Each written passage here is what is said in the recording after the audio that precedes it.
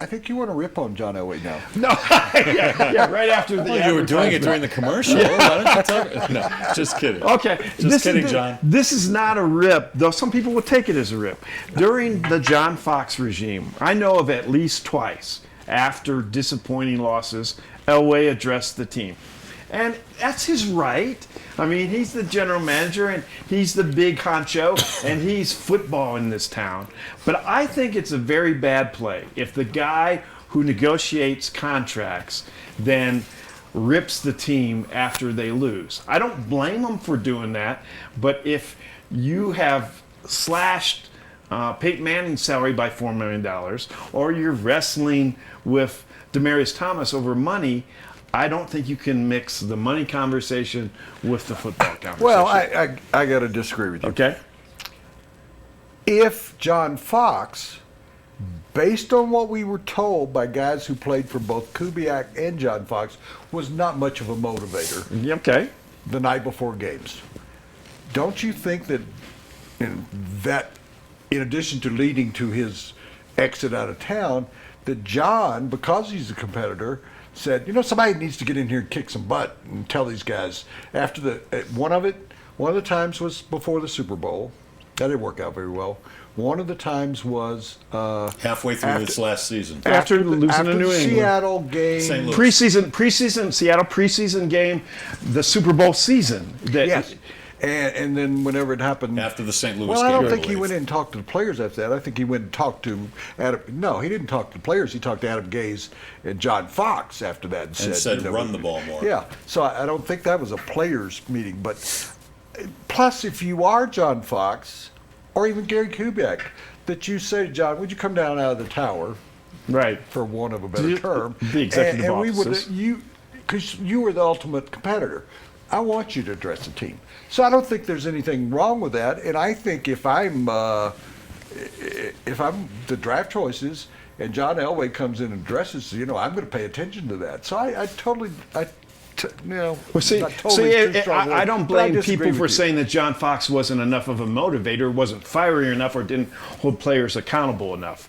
But if that's the case and you're the general manager, rather than doing your coach's job, get a new coach. Well, that's what he did. And he did. He didn't like that he wasn't playing those rookies. Right. He didn't like that he was not the motivator that John wanted him to be. But again, if Dan Marino or Steve Young or John Elway are your general manager, and Marino was the general manager for what, a week? Yeah. Maybe. 3 days. One paycheck. And Steve Young could be a general manager in this league and do a good job at Sure. it. I would want, if I was a player, for John to come down, and in addition to patting my butt on the sideline in practice, I'd like for him to address the team. I don't have a problem with that. So but going back to the DT thing, I think there's another thing here that rankles John Elway, I think. And that is that the Broncos are showing good faith. They've already said they're going to franchise tag him, and they want to pay him $12.8 million. That's going to happen if they don't get a long-term deal going. So John says, we're paying you almost $13 million anyway. Why aren't you here learning this new offense? I don't blame John for feeling that way, but I got to tell you, I'm going to side with the player almost every time because the franchise tag thing is BS.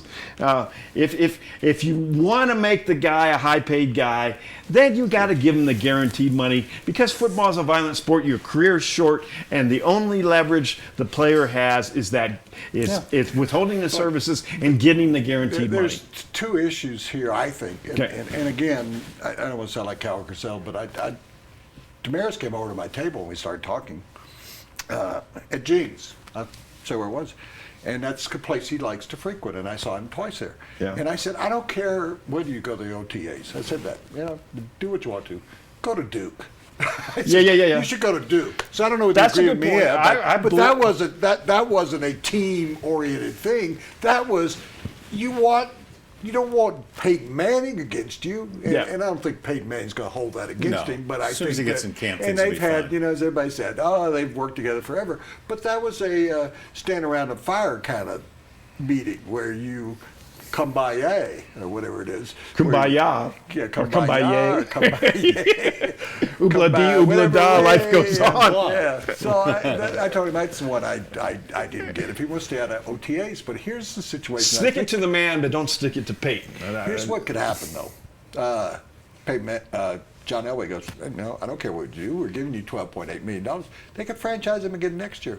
They can. And I wouldn't be surprised if they did. Because if you're John Elway, you're thinking, we don't know who our next quarterback's going Right. to be. Did we want to spend this $14 million on this guy? I got a kid over here I drafted. And then he might not. I got Emmanuel. And then he might never show up. Having Right? Hold out, maybe? Yeah, having said what I have on behalf of DT, I wouldn't give him a long-term deal. I would try my best to have him just play it out as a franchise tag player. 2 years in a row? If need be, yes. I Because think he'll that's be pissed. That'll piss him off. there's and no he doubt. will not sign long-term here after that. So forgive me. Now I'm going, I'm sorry, Demaryius. You're pissed off. You're making $13 million. I got you pissed off right here. What I'd say to him. I think that's really. 2 deposits to the bank. It's a good thing we had the camera like from here up, okay? Yeah, really. I mean, Really? is there anybody out there watching the show that you'd say, I'm going to give you interns. I'm going to give you $13 million. You want to be pissed? Be pissed. Be pissed. Yeah, but you know, Woody, it's a different world. It's just a different world. Hey, that portion of the show brought to you by John Elway Cadillac of Park Meadows. And there he is again, Colorado's #1 Cadillac dealer.